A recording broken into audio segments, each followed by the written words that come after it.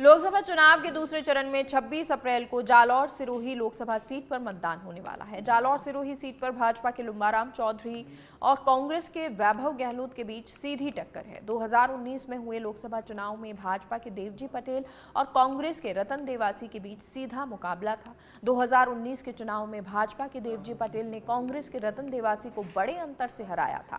जालौर सिरोही लोकसभा क्षेत्र में कुल 8 विधानसभा सीटें हैं, जिसमें से 4 सीटों पर भाजपा का कब्जा है और 3 सीटों पर कांग्रेस का कब्जा है। वहीं एक सीट निर्दलीय के खाते में है।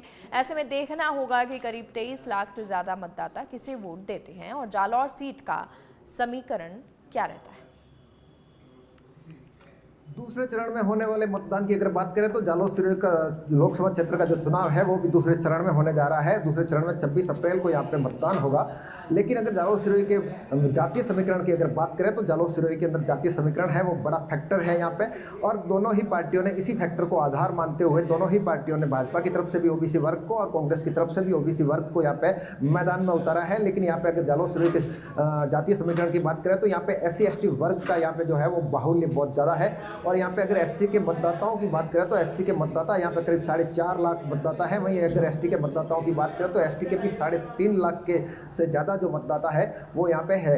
यानी कि कुल मिलाकर अगर बात करें तो SC और ST का जो मतदाता है वो करीब 8 लाख मतदाता की यहाँ पे संख्या है, वो बड़ी तादाद में यहाँ पे संख्या मानी जाती है। और जालौर सिरोही के कुल अगर मतदाताओं की बात करें तो उसमें 23 लाख से ज़्यादा मतदाता है, या 23 लाख में से जब 8 लाख मतदाता SC और ST के हो जाते हैं तो बहुत बड़ा फैक्टर SC ST का यहाँ पे इस लोकसभा चुनाव में देखने को मिलेगा। इसके अलावा अगर ओबीसी वर्ग में भी बात करें तो ओबीसी वर्ग में देवासी समाज के जो है वो करीब 2 लाख मतदाता है यहाँ पे, और वहीं पे चौधरी समाज की बात करें तो चौधरी समाज के भी 2 लाख से ज़्यादा मतदाता यहाँ पे है।